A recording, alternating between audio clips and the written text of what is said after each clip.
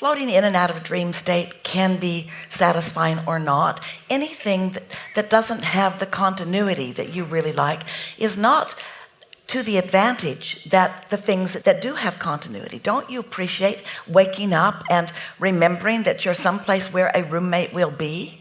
Yes, I did enjoy. I didn't mind waking up from the dream. I definitely enjoyed. And so while we know the dream. It's fun to float around, it's fun to have out-of-body experiences, it's fun to have dream state, it's fun to have insight that comes to you in dream state, we just want to remind you that nothing comes even close to the full perspective that you hold with your conscious mind.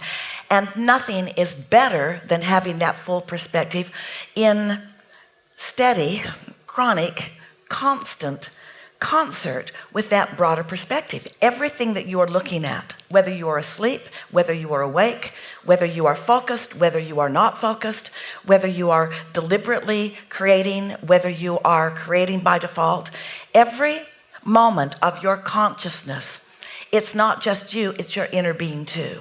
And so we are really asking of all of you, just for a little while, that you let what you're really looking to understand be how in sync you are in any moment in time with the whole of who you are. That will serve you far better than understanding any dream you had or understanding any out-of-body experience that you've ever had, because your inner being has such a powerful opinion of your life and where you stand now in relationship to all the creation that you've been doing for all the being that you have been being. You see what we're getting at? And almost all of the rest of it is so mediocre by comparison that it really is hardly worth spending a lot of time thinking about it. It would almost be like describing to us the number of movies that you've seen this year and then just going through the list of what all the plot lines were. And while some of them would be interesting and some of them would make us laugh and some of them would make us cry and some of them would maybe pique interest here and here and here and here and here and here, still all of it is some very, very light version of the whole of who you are. You sort of getting what we're getting at here? And so yes, you want creative control, but what is the creative control you want? Being aware of where you stand vibrationally in relationship to the vibration of who you really are. Being aware of what you are under the influence of. Being aware if the whole of you is focused in this moment in time. Being aware of how much of who you really are you've got pinched off in this moment in time based upon what you've been thinking about right before this moment in time came. If we were standing in your physical shoes, we would be so aware of pre-paving.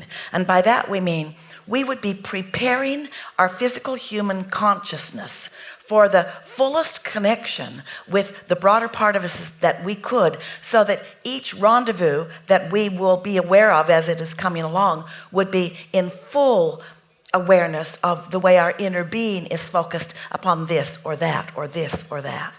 We would not be observing other humans in their human form. We would be, in combination with our inner being, observing who they are in their inner being form and seeing that so clearly that we would, in our human being form, connected with our inner being form, we would be calling the humanness of them to the inner being of them. We would be evoking from them the most that they could ever be in this moment. And anything else is really just sort of messing around. And messing around is all right, but by comparison, in other words, you used the words, they were the operative words that you set them into motion. Is this the way I gain control of my life experience? No, not really. This is.